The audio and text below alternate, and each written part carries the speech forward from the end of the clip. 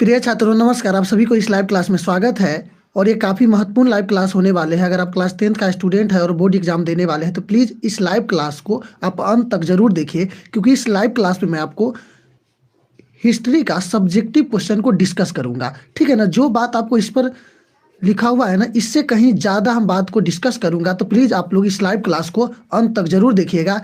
ठीक है, और काफ़ी महत्वपूर्ण है तो लाइक शेयर जरूर कीजिए। जो भी लोग हैं प्लीज़ लाइक शेयर जरूर कीजिए, और जो भी मैं इंपॉर्टेंट क्वेश्चन है हिस्ट्री का उसी का मैं डिस्कस करूंगा। ठीक है, और इससे आपको बहुत सारे ऑब्जेक्टिव, बहुत सारे कॉन्सेप्ट क्लियर होगा, और ये जितना बात है ना मैं आपको बता दिया हूँ, इससे कई गुना ज़्यादा मैं डिस्कस करूंगा। तो प्लीज़ आप लोग अंत तक जरूर देखिए और लाइक शेयर जरूर कीजिए अपने दोस्तों के पास, और अधिक से अधिक संख्या में आप लोग जुड़िए ताकि हमें भी मजा आए पढ़ाने में। तो देखिए, फर्स्ट क्वेश्चन है जो काफ़ी महत्वपूर्ण है। इटली के एकीकरण में मेजनी का क्या योगदान था? आपको पढ़े होंगे तो आपको पता होगा कि मेजनी कौन था, उसका इटली के एकीकरण में क्या क्या महत्वपूर्ण योगदान था। तो चलिए इसको मैं बताता हूँ। देखिए, गौर से आप सुनिएगा ना, फिर मैं आपको अच्छे से इसको समझाने की भी कोशिश करूंगा अपना सरल भाषा में, और एक कहानी की तरह आप समझ जाइएगा। बस आपको इतना सरल भाषा में जो लिखा हुआ देखते हैं ना, ये भी काफ़ी आसान भाषा में है। ठीक है ना, अगर इसको भी आप देख लीजिए तो आपको माइंड में सेट हो जाएगा और पक्का एग्जाम में आप ऐसे ही लिख सकते हैं। बस आप देखिए, जो भी है वो काफ़ी सरल भाषा में है। तो देखिए, मेजनी को इटली के एकीकरण को मसीहा कहा जाता है। ठीक है ना, याद रखिएगा, मेजनी को इटली के एकीकरण को क्या कहा जाता है? मसीहा या पैगंबर, ये दोनों में से कोई भी लिख सकते हैं, कोई दिक्कत नहीं है। मेजनी राष्ट्रवादी भावना से प्रेरित होकर मेजनी ने कार्बोनरी की सदस्यता ग्रहण की। यानी राष्ट्रवादी भावना, अब यानी राष्ट्र के प्रति जो प्रेम एकता की भावना है, उससे ये प्रेरित होकर मेजनी ने अपने गणतंत्रवादी उद्देश्य को प्रचार के लिए 1831 में यंग इटली तथा 1834 में यंग यूरोप की स्थापना किया। समझ गए ना? अब क्या है, देखिए, यंग इटली उस समय युवा को एकत्र करने की कोशिश किया सिर्फ इटली में, लेकिन फिर 1834 में क्या किया? यंग यूरोप, यानी पूरे यूरोप में वो राष्ट्रवादी को भावना फैलाना चाहते थे और युवा को एकत्र करना चाहते थे। कौन? मेजनी। उसके बाद है, इसका सदस्य अपने युवा को बनाया। वही जो यंग इटली और यंग यूरोप था, इसका सदस्य कौन था? युवा सिर्फ था। ठीक है ना, क्योंकि उनको मानना था कि युवा ही हमें राष्ट्रवादी, राष्ट्र का विकास और गणतंत्र को स्थापना कर सकते हैं। यंग इटली का मुख्य उद्देश्य इटली को ऑस्ट्रिया के प्रभाव से मुक्त कर उसे एकीकरण करना चाहता था। यानी इटली था ना,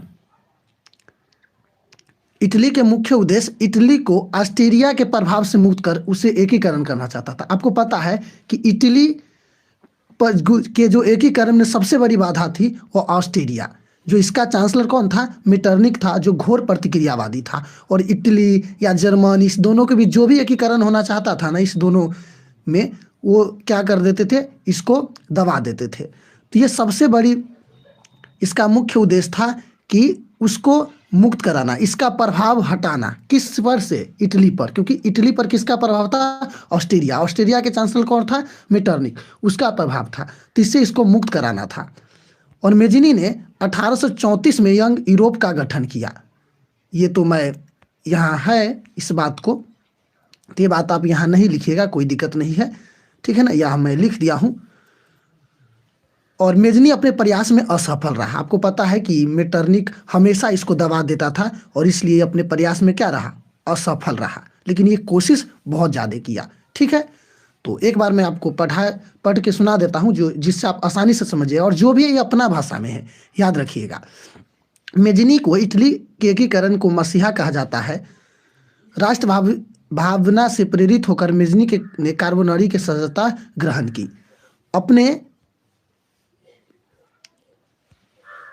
अपने गणतांत्रिकवादी उद्देश्य को प्रचार के लिए मेजनी ने 1831 में यंग इटली और 1834 में यंग यूरोप की स्थापना की, गठन किया। और इसका सदस्य युवा को बनाया। और यंग इटली का मुख्य उद्देश्य इटली तथा ऑस्ट्रिया के प्रभाव से मुक्त कर उसे एकीकरण करना था। क्या आप लोग एग्जाम में लिख सकते हैं या नहीं? जो भी लोग हैं बताइए कि आप एग्जाम में लिख सकते हैं कि नहीं। ठीक है, लिख सकते हैं, मुझे उम्मीद है कि आप जरूर लिख लीजिएगा। अभी भी किसी तरह की कोई समस्या होगी तो आप बताइएगा। तो आप इससे क्या चीज़ सीखे? यंग यूरोप का स्थापना 1834 में हुआ, यंग इटली की स्थापना 1831 में हुआ, कार्बोनरी के सत्याग्रह ग्रहण कौन किया था? मेजनी ने किया था, ठीक है ना। ऑस्ट्रेलिया इटली ऑस्ट्रेलिया किससे मुक्त होना चाहता था? मेजनी ऑस्ट्रेलिया के प्रभाव से मुक्त कराना चाहता था, किसको? इटली के। तो बहुत सारे ऑब्जेक्टिव भी बन जाएगा आपको, समझ गए। क्वेश्चन है जर्मनी के एकीकरण की बाधाएं क्या थी? बाधाएं होगी, यानी जर्मनी के एकीकरण की बाधाएं क्या थी? काफी महत्वपूर्ण क्वेश्चन है, तो प्लीज आप लोग देखिए इसको, बाधाएं है, याद रखिएगा। तो जर्मनी के एकीकरण की बाधाएं क्या थी? तो देखिए जर्मनी और इटली ये दोनों के एकीकरण की बहुत सारी बाधाएं थी, और सबसे कॉमन बाधा क्या है आपको पता है ना? ये दोनों के बीच कॉमन बाधाएं थी ना, वो था ऑस्ट्रिया। कौन? ऑस्ट्रिया। क्योंकि ऑस्ट्रिया के चांसलर जो मेटरनिक नाम था, घोर प्रतिक्रियावादी था। वो तो राष्ट्रवादी चाहता ही नहीं था कि राष्ट्रवादी भावना आए और देश में गणतांत्रिक विचार का आगे बढ़े और गणतांत्रिक देश बने, वो नहीं चाहता था। कौन? मेटरनिक। इसीलिए दोनों को एक नहीं होने देना चाहता था, यानी जो बहुत सारे टुकड़े में बटा हुआ था, जर्मनी भी या इटली भी, इसको एक नहीं होने देना चाहता था। तो ये कॉमन है दोनों के। तो देखिए जर्मनी के निम्नलिखित बाधा, अनेक बाधाएं थी। ये बाधा है, याद रखिएगा। पहला है कि इसमें लगभग छोटे छोटे 300 राज्य था। अब बताइए ये 300 छोटे राज्य था कहाँ? जर्मनी में। अब ये छोटे बड़े राज्य, छोटे बड़े होगा, छोटे बड़े राज्य को एक करना काफी मुश्किल काम था, क्योंकि सब जगह का राजा अलग था, सब जगह का समाज भावना अलग था, राजनीतिक भावना सब जगह के अलग था। तो सबको एक करना ना मतलब बड़ी मुश्किल था। तो पहला लिखेंगे लगभग 300 छोटे बड़े बड़े राज्य, और इन राज्यों में व्याप्त राजनीतिक, सामाजिक तथा धार्मिक विसमानताएं।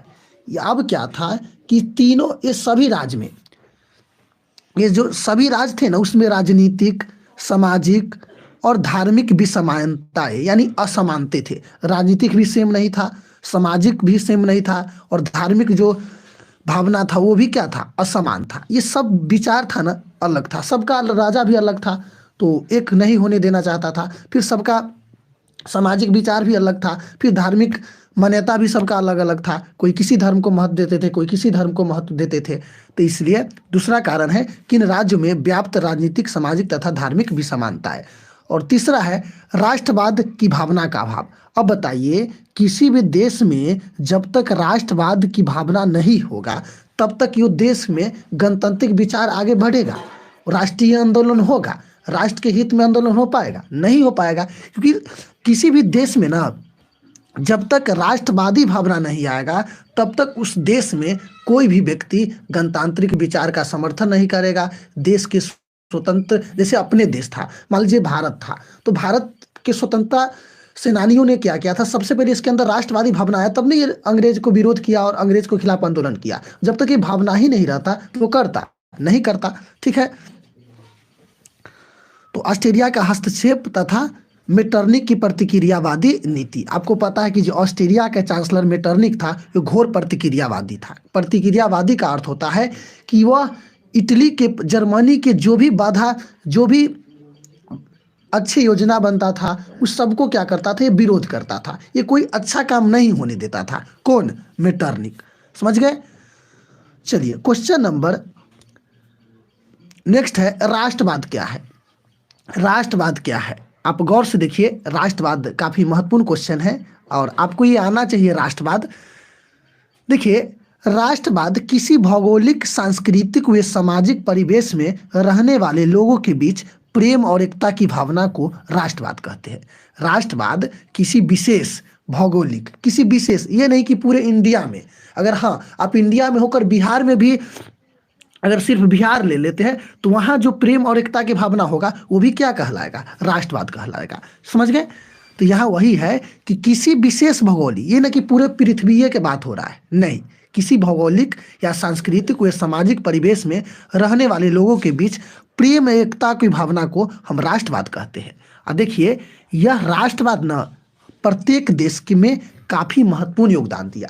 क्योंकि जब तक किसी भी देश में राष्ट्रवाद की भावना ना होगा, मैं पहले ही बता चुका हूँ, तब तक उस देश का विकास नहीं होगा, वो देश में गणतांत्रिक विचार को समर्थन नहीं करेगा, देश के जनता के लिए काम नहीं होगा। तो सबसे पहले क्या आना चाहिए? राष्ट्रवाद। मैं बता चुका हूँ कि भारत में भी जब अंग्रेज ने भारत को गुलाम बनाया, तो उस समय भारत के जो लोग थे उनके पास राष्ट्रवादी भावना है, तब जाकर ना वो स्वतंत्र के लिए आंदोलन करा। जब तक ये भावना नहीं आएगा उसके अंदर, तब तक वो व्यक्ति क्या देश के गणतांत्रिक विचार को समर्थन नहीं कर सकता है या उसको स्वतंत्रता के लिए आंदोलन नहीं कर सकता है। तो ये भावना सही है, ताकि और यही देन है कि पूरे विश्व एक नए युग में हर जगह गणतंत्र राजतंत्र जो भी था वो सब खत्म हुआ और एक लोकतंत्र की स्थापना हुई। ठीक है ना? ये भावना, अगर ये भावना नहीं रहता तो नहीं होता। तो इसका डेफिनेशन लिख लीजिएगा कि राष्ट्रवाद किसी विशेष भौगोलिक, सांस्कृतिक या सामाजिक परिवेश में रहने वाले लोगों के बीच प्रेम और एकता की भावना है को हम क्या कहते हैं? राष्ट्रवाद कहते हैं। बिल्कुल समझ में आया? लिख लीजिएगा। किसी तरह के कोई समस्या होगा तो आप कमेंट करके जरूर बताइएगा। समझ गए? अगला है रूसी क्रांति के किन्हीं दो कारणों को वर्णन करिए। देखिए, रूसी क्रांति से आपका क्वेश्चन हमेशा एग्जाम में रहेगा। अगर आप क्लास 10th का स्टूडेंट है तो रूसी क्रांति से हमेशा आपको एग्जाम में क्वेश्चन रहेगा। तो प्लीज इसको अच्छे से जरूर समझिएगा। इसमें आपको 2 पूछ रहा है, अगर देर होती रहता तो 4 पूछ देता, 5 पूछता, तो आपको लिखना होगा। तो देखिए, इसमें हम 2 कारण लिखे हैं। 2 कारण है। पहला कारण है कि मजदूर के दयनीय स्थिति। यहाँ है कि रूसी क्रांति के निम्न 2 कारण हैं। पहला है मजदूर की दयनीय स्थिति। मजदूर की दयनीय स्थिति, जो वहाँ के मजदूर थे ना रूस के, उसका अत्यंत दयनीय स्थिति था। ठीक है ना? रूस में मजदूर की स्थिति अत्यंत दयनीय थी। याद रखेंगे क्या बात है? उन्हें अधिक काम करना पड़ता था, परंतु उनकी मजदूरी काफ़ी कम थी, यानी उसको काफ़ी कम मजदूरी दिया जाता था। उनके साथ दुर्व्यवहार किया जाता था और मजदूर की कोई राजनीतिक अधिकार नहीं था और अपने मांग के समर्थन में वो हड़ताल भी नहीं कर सकता था। यानी उसके पास क्या था? अब बात तो को समझिए। यानी उस रूस के जो किसान थे ना, उसका स्थिति अत्यंत दयनीय थी। वो अधिक काम करना पड़ता था, लेकिन उसे मजदूरी काफ़ी कम दिया जाता था। ठीक है ना? उनके साथ दुर्व्यवहार, शोषण किया जाता था। उसको कोई अधिकार नहीं था जिससे वो क्या कर सके? सरकार के विरुद्ध आवाज़ उठा सके, आंदोलन कर सके। ठीक है ना? और अपने मांग के समर्थन में हड़ताल भी नहीं कर सकता था, क्योंकि इसको अधिकार ही नहीं था। और जब अधिकार नहीं रहेगा तो आप क्या कर सकते? कुछ नहीं। बिना अधिकार के क्या कीजिएगा? पकड़ के जेल में डाल देगा उधर। समझ गए ना? तो बिना अधिकार के आप क्या कीजिएगा? नहीं ना कर सकते कुछ। तो इसीलिए वहाँ मजदूर का कोई अधिकार नहीं था, और अधिकार नहीं था तो अपने मांग के समर्थन में कोई हड़ताल भी नहीं कर सकते थे। हड़ताल यानी ये नहीं कि हम काम नहीं करेंगे, अधिक घंटा काम, बहुत देर काम भी करवाता था, मैं नहीं करेंगे, क्योंकि उसको अधिकार नहीं था। और ज़्यादा क्या अगर करेगा तो उसे निकाल दिया जाएगा, नहीं तो उसको पकड़ कर जेल में मार देगा अगर विरोध कीजिएगा। अगर आप अपने अधिकार आपके दिया नहीं रहेगा, कोई अधिकार नहीं है, उसके विरोध आप कीजिएगा तो अब क्या होगा? तो किसी चीज़ के लिए आपको सबसे पहले उसका अधिकार होना चाहिए। भारत में भी आपको पता है कि मूल अधिकार 6 है। समझ गए? तो चलिए, और इसका दूसरा था रूस की किसान को दयनीय स्थिति। जो रूस के किसान थे ना, उसका स्थिति अत्यंत दयनीय थी। वो अपने छोटे छोटे खेतों में पुराने ढंग से खेती करते थे और उनके पास पूंजी का अभाव था और कर को बोझ से दबे हुए थे। यानी जो रूस के किसान थे ना, वो अत्यंत दयनीय थी, उसकी स्थिति बहुत खराब, क्योंकि वो अपने छोटे छोटे खेत पे पुराने ढंग से खेती करते थे। दुनिया 19वीं शताब्दी में पूरे दुनिया चल गया था, औद्योगिकरण के देन से पूरे दुनिया का विकास हो रहा था, लेकिन रूस के किसान क्या थे? वो पुराने तरीके से ही खेती कर रहे थे।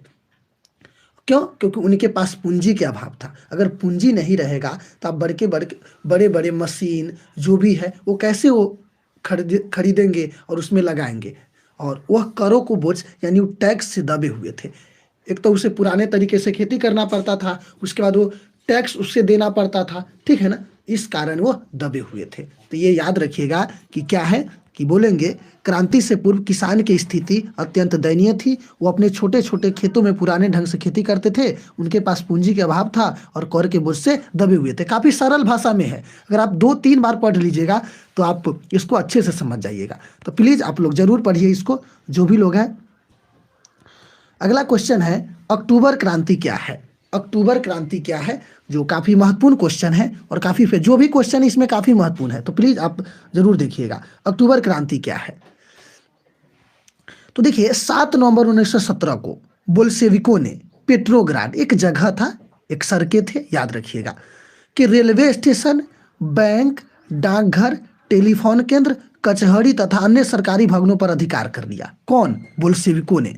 बोल्शेविक एक दल था, याद रखिएगा, समझिए ना। मध्यम वर्ग था ना, वो 2 भागों में बट गया था, एक बोल्शेविक और एक मानसोविक, ठीक है ना। तो बोल्शेविक का नेतृत्व लेनिन ने कर रहा था। तो 7 नवंबर 1917 को पेट्रोग्राड एक जगह यानी एक सड़कें है, वहाँ के जो रेलवे स्टेशन, बैंक, डाकघर, टेलीफोन केंद्र, कचहरी तथा अन्य सरकारी भवनों पर अधिकार कर लिया। कौन कर लिया? बोल्शेविकों ने। कब कर लिया? 7 नवंबर 1917 को।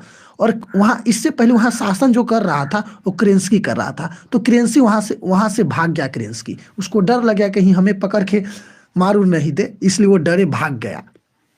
होता था जब उस तरह से राजतंत्र हुआ करता था या अंग्रेज जहाँ था तो वो सब डरे भाग जाता था इस तरह से, क्योंकि उसको पता था कि क्योंकि उस समय कोई कानून, कोई नियम, कोई संवैधानिक कानून नहीं था जिससे वो यहाँ अड़ सके। तो केरेंस्की वहाँ से भाग गया और शासन की बागडोर बोल्शेविकों के हाथ में आ गया। जो ये दल थे बोल्शेविक, उसके हाथ में आ गई, जिसका अध्यक्ष ये सब लेनिन को बना दिया गया, ठीक है ना। यानी बोल्शेविक क्रांति का नेतृत्व किसने कर रहा था?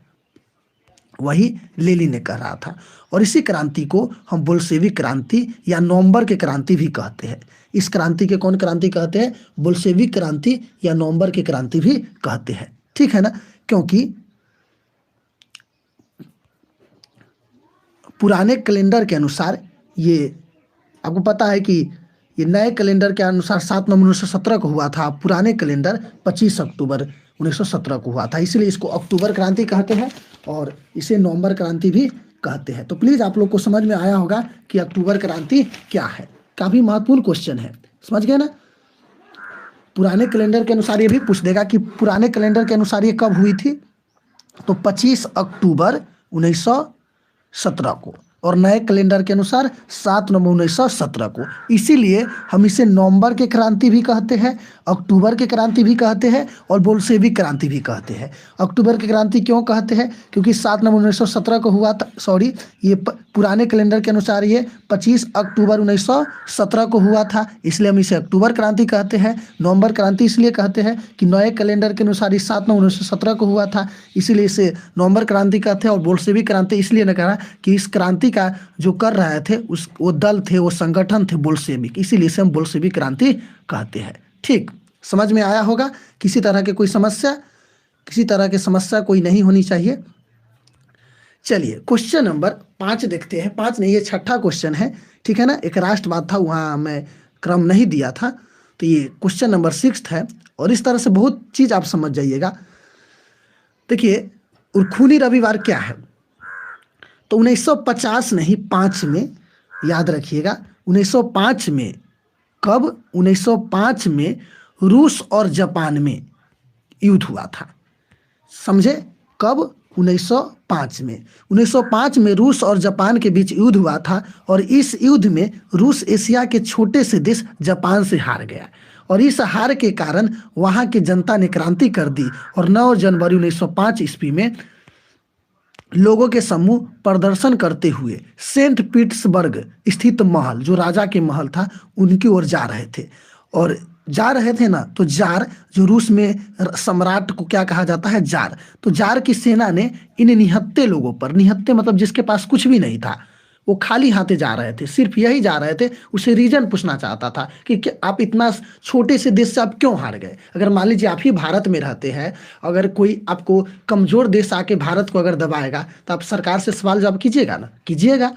तो उसी तरह से वहाँ रूस के जनता थे, वो हार के अपमान के कारण वो शर्म के कारण वो किनसे जा रहे थे पूछने, राजा से। उसका जो महल था पिट्सबर्ग स्थित, वहाँ जो महल था उसकी ओर जा रहे थे। बस ये निहत्थे लोगों पर ये जार की सेना, जाल नहीं जार, जार मतलब क्या होता है, रूस का सम्राट, उसकी सेना ने गोलियां बरसाई जिसमें हजारों लोग मारे गए।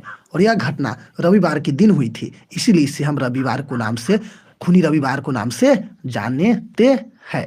तो समझ गए होंगे कि खूनी रविवार क्या है। समझ जाइए। 1905 में 1905 में रूस और जापान में युद्ध हुआ। समझ गए ना। 1905 में रूस और जापान में युद्ध हुआ, और इस युद्ध में रूस एशिया के एक छोटे से देश जापान से हार गया।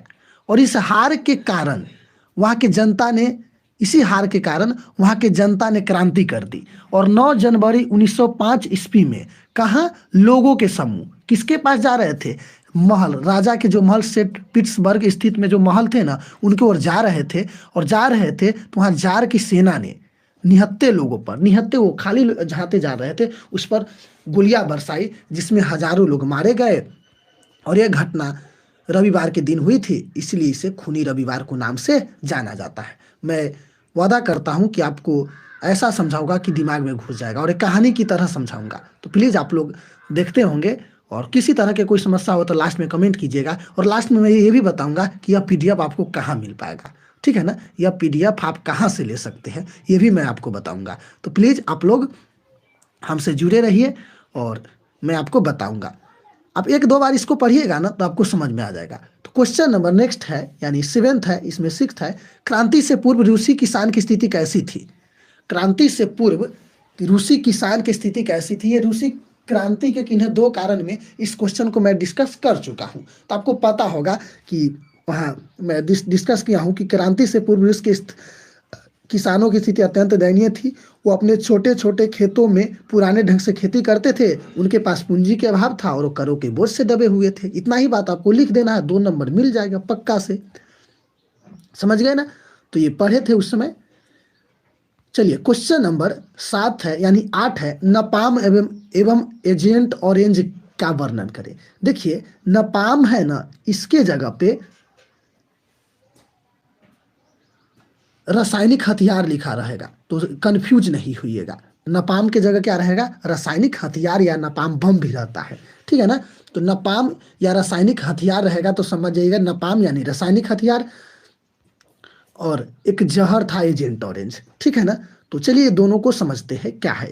देखिए नपाम एक रासायनिक हथियार था। यह अग्नि बमों में, बाबू में नहीं, बमों में गैसोलीन के साथ मिलकर एक ऐसा मिश्रण यहाँ होगा, मिश्रण तैयार करता था जो त्वचा में चिपक जाता था। टाइपिंग से थोड़ा मिस्टेक हो जाता है, और हमें आज लाइट नहीं होने के कारण मैं क्या किया हूँ, पीडीएफ जल्दी जल्दी बनाया हूँ, ठीक है ना। और टाइपिंग करने में थोड़ा मिस्टेक हो गया, क्योंकि दोबारा इसको रिवाइज नहीं करा हूँ कि किस तरह से बना है, सही है गलत है, ठीक है ना। और इसका उपयोग अमेरिका ने वियतनामी युद्ध में किया था। सिंपल समझ गए होंगे कि नपाम है ना, यह एक क्या है, रासायनिक हथियार है जो अग्नि बमों में गैसोलीन के साथ मिलकर, किसके साथ मिलकर, गैसोलीन के साथ मिलकर एक ऐसा मिश्रण के तैयार करता है जो त्वचा से चिपक जाता है और वो जलने लगता है। और इसका उपयोग अमेरिका ने किस में किया, वियतनामी युद्ध में किया। ठीक, ये समझ गए होंगे। अब पढ़ते हैं कि एजेंट ऑरेंज क्या है। तो देखिए एजेंट ऑरेंज एक खतरनाक जहर था। ये क्या है, जहर है। ये क्या है, एक रासायनिक हथियार है। इसको आप बम कह सकते हैं, बम भी, नपाम बम भी रहेगा। यह खतरनाक जहर था जिसमें पेड़ों की पत्तियां झुलस जाती थी और पेड़ खत्म हो जाते थे, यानी मर जाते थे। आप कह सकते हैं कि ये खतरनाक जहर था जिसको अगर हम जंगलों में अगर छिड़काव करें तो वहाँ के पत्तियां झुलस जाती थी और पेड़ खत्म हो जाते थे, यानी मर जाते थे। और अमेरिका इनका इस्तेमाल वियतनाम में जंगलों के साथ साथ खेतों और आबादी दोनों पर जमकर किया। आबादी पर किया, इसका नुकसान ये हुआ कि वहाँ के लोग विकलांग, जन्मजात विकलांग जन्म लेते थे, ठीक है ना। इसका असर हमेशा देखा जाता था, ठीक है ना। वहाँ के लोग विकलांग, कैंसर पीड़ित ये सब जन्म लेते थे। याद रखिएगा एजेंट ऑरेंज बहुत खतरनाक जहर था। समझ गए। तो ये दोनों चीज आपको समझ में आया होगा कि नपाम एवं एजेंट ऑरेंज क्या है। तो नपाम क्या है, एक रासायनिक हथियार था। यह अग्नि बमों में गैसोलीन के साथ मिलकर एक ऐसा मिश्रण तैयार करता था जो त्वचा से चिपक जाता था और जलने लगता था। इसका उपयोग अमेरिका ने वियतनामी युद्ध में किया था। और एजेंट ऑरेंज एक जहर था जिसमें पेड़ों की पत्तियां झुलस जाती थी और पेड़ खत्म हो जाते थे। और अमेरिका इनका इस्तेमाल वियतनाम में जंगलों के साथ साथ खेत आबादी दोनों पर किया था। समझ गए? कोई दिक्कत, किसी तरह की कोई समस्या? तो आज मैं रहने देता हूँ मात्र 8 क्वेश्चन पे, क्योंकि इस क्वेश्चन को इसलिए मैं 8 पे रहने दिया हूँ ताकि आप सबसे मैं जान सकूं कि इस तरह के क्लास अच्छा है या नहीं, या बोर्ड पे ही पढ़िएगा। देखिए बोर्ड पे पढ़ाते, लेकिन थोड़ा लाइट की समस्या थी, इस कारण मैं नहीं पढ़ा पाया हूँ। ठीक है ना? तो अगर आपको इस तरह के क्लास अगर अच्छा लगता है तो आप लोग अभी कमेंट करके हमें बताइए कि सही है या नहीं है। अगर किसी तरह के कोई समस्या हो, किसी भी क्वेश्चन में किसी तरह के कोई समझने में दिक्कत हो, आप अभी पूछ सकते हैं, मैं अभी समझाऊंगा। ठीक है ना? तो चलिए आप लोग कमेंट कीजिए, जो भी लोग हैं कमेंट कीजिए, कमेंट कीजिए। कैसा लगा class? Good morning sir, good morning. कैसा लगा ये क्लास? यस गुरुजी। कैसा लगा क्लास बताइए, कैसा लगा क्लास? ऐसा मैं उम्मीद करता हूं कि आपको समझ में आया होगा, और इस तरह से आपको कोई नहीं समझाएगा। ये मैं कोशिश करता हूं कि बेहतर से बेहतर और आपको अपना भाषा में समझाऊं, ताकि आपको अच्छे से समझ में आए। आप देखे होंगे इसमें बहुत सारे बात आप ये डायरेक्ट नहीं, सब अपना भाषा में रहता है। बताइए कैसा लगा ये आपको ये क्लास? Very nice. कमेंट करके बताइए कि आपको ये क्लास कैसा लगा। और हाँ, आप लोग ये क्लास जरूर जुड़िएगा, क्योंकि इस क्लास में मैं, आपको पता होगा मेरे अगर यूट्यूब चैनल से आप जुड़े होंगे तो मैं हिस्ट्री का, अच्छा लगा सर, हिस्ट्री का, पॉलिटिक्स का और इक्को का, और ये आप इक्को के बाद जियो का, ये सबका महत्वपूर्ण ऑब्जेक्टिव अति सब्जेक्टिव दीर्घोत्तरी और लघुत्तरी दोनों डाल दिया हूँ। बस उसी का मैं इंपॉर्टेंट में डिस्कस करूँगा। ठीक है ना? तो आप लोग कमेंट कीजिए कि ये क्लास आपको कैसा लगा, और कौन कौन जुड़े थे एक बार बता दीजिए अपना नाम। जो भी लोग हैं अपना नाम बता दीजिए। वेरी गुड सर, नाइस, अच्छा लगा सर। अच्छा लगा नहीं, कैसा लगा? कुछ उपाधि दीजिए ना।